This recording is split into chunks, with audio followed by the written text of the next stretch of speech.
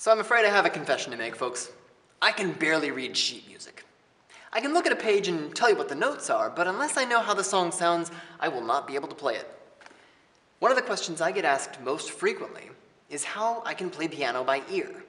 Some people think it's a skill you're just born with, but I contend that with enough practice, anyone can learn the ability. If you can read sheet music, great, it's an awesome skill to have, but one of the downsides of that ability is that in order to play a song, you'll need to find and probably pay for sheet music for any song you want to learn, and then you might not bring it with you when a piano presents itself. Playing by ear, on the other hand, is the ability to hear a note and be able to find it and replicate it on the piano. To demonstrate, this lesson is going to be broken up into 3 parts. I'm going to start by showing you how you might start learning a song, then I'm going to highlight how this can help you self-correct your own mistakes, and then I'm going to give you a fun and useful technique to help you hone your skills so you can get started. When you read sheet music, the only way to play a song is to have the sheet music in front of you. When you play by ear, you can play it just by knowing how it goes. There's a famous song by Coldplay called Clocks. You've probably heard it before.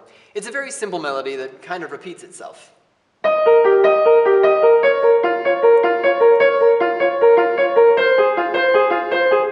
So if we want to learn this song, of course we'd need to figure out what key it's in. But you don't need any technical knowledge. Let's start by finding the melody. You can do this simply by latching onto one note and humming it. Oftentimes I find it's easiest to hold the first note. In this case, the melody starts.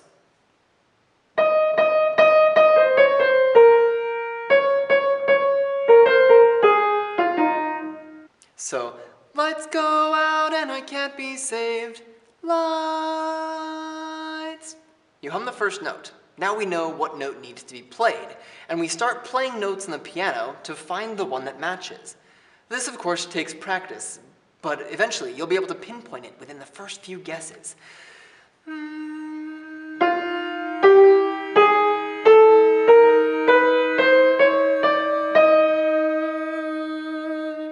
There it is.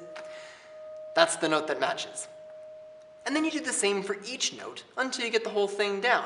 But once you have the first note, the rest is so much easier to find. Let's go out and I can't be saved, etc. Then do the same thing with the bass line. Sometimes the bass, that is, the lower notes, isn't as obvious as the higher ones, but every song is built around just a few chords, and each of those chords is built around one single note. So you can find a note that sounds right. For example, in the song Party Rock Anthem by LMFAO, the song revolves around these 3 chords.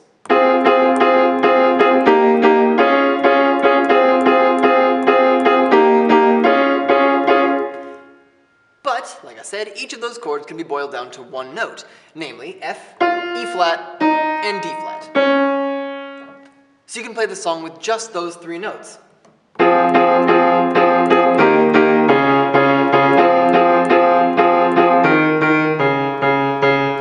Playing octaves with the left hand is very easy and effective.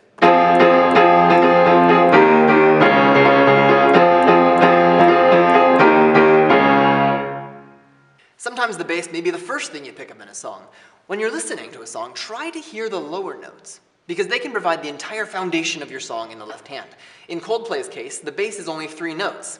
A way to start may be to just mirror the right hand. So, as the right hand is playing that E flat for the melody, we'd start with the E flat. But then right at the word can't, where I can't be saved, you hear a chord change in the background. When you're listening to the music, the sound shifts. So we know that the melody is ending here on a B flat for saved. So we could play that with the left hand. And that way we don't create any dissonance or ugly chords.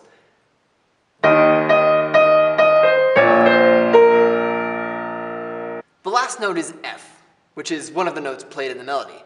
Like I said, the entire song is built around a few chords, so the background, the melody, the riffs, and the bass. Most songs have sections called the bridge, in which the chords change. And those can be tricky, so make sure you have the rest of the song set before you dive into those, but the methodology is the same. Now that we've figured out the notes, we can play a song.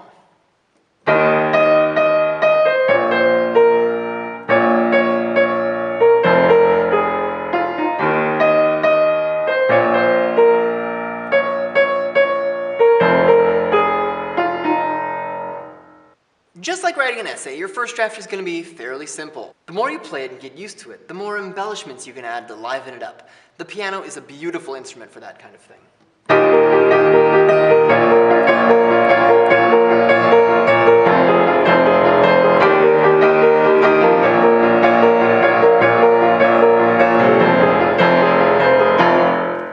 Part 2! Playing by ear isn't just good for learning new songs, it can also be great for correcting or expanding upon the songs you already know. Say you're playing a song and you hit a wrong note. When you know how the song goes, you're already listening for the next note. You know what it's going to sound like, and can easily identify when you've hit the wrong one. Let's take another popular example, Elton John's Your Song. When you first pick it up by ear, it may sound something like this.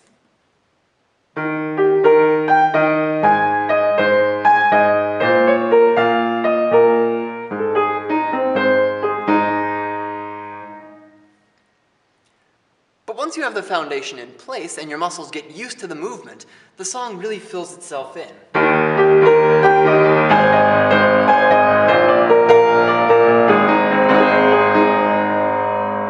If you know the bass sounds like this,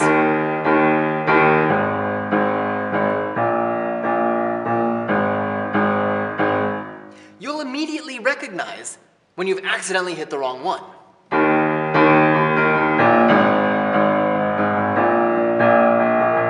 This allows you to quickly and subtly correct it to the right sound, like I just did.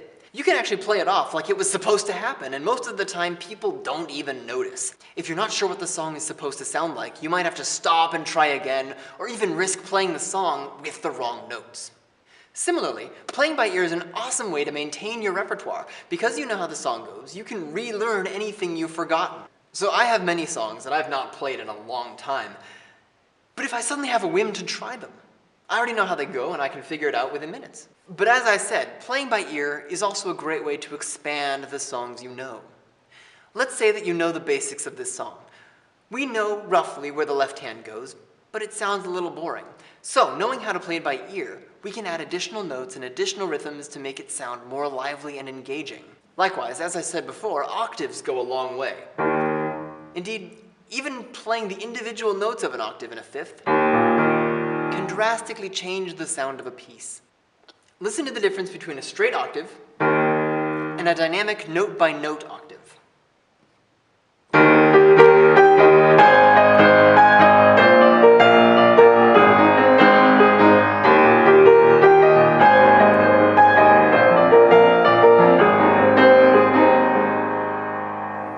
With a technique like that under your belt, even the most punk or youthful songs sound appropriate at a formal gala event.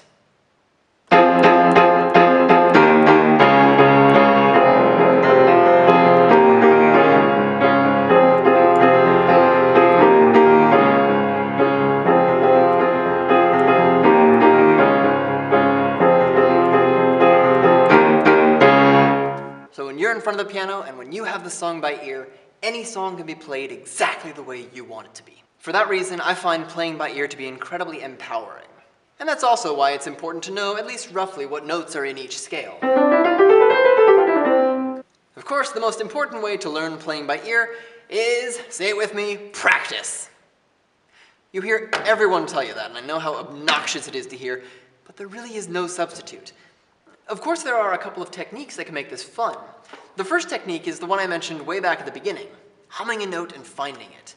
This will help you when you hear a song on the radio that you want to learn.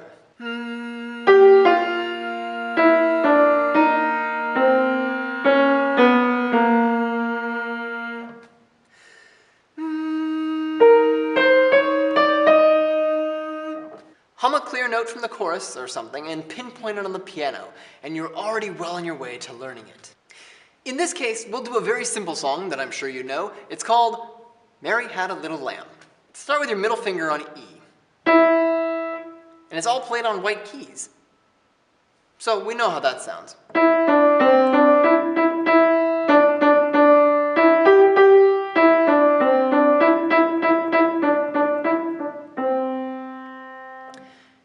Now, put your finger on any other note. Any other note.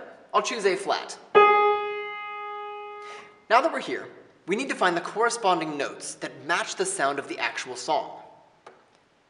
Knowing that the first note will be A flat, find the next note to match that song.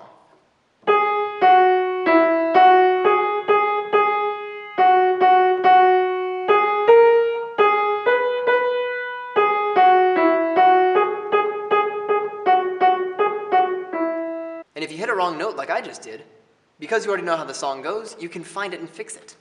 Think of the power this gives you. You're tuning your ear to be able to pick out tunes in a series of notes, and for a musician, this is a very valuable tool. So play that song up the entire keyboard, playing the song on every note, and try doing that for other songs too.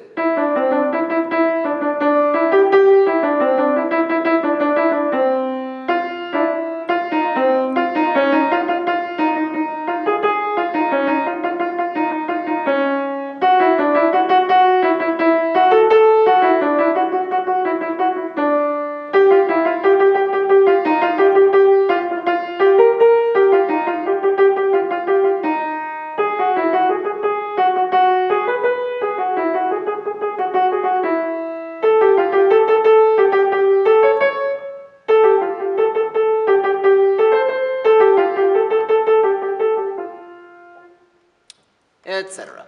So that concludes my lesson. I hope you found this relatively valuable. Please give me some feedback so I can make my future lessons more useful, and of course, subscribe for more videos.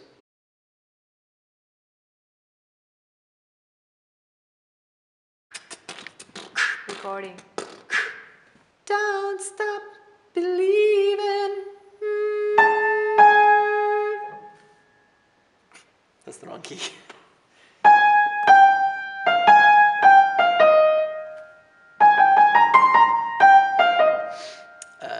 Everyone knows how to play this. Start with your ring finger on E. Ring finger? Seriously? I'm an idiot? What do you think? Could you play by ear? Having watched that? What? Don't just say yes. Do you think you could play by ear Yes. having watched that? Yes. Yes. Cut it. Kill it. Dude, Kill it with fire.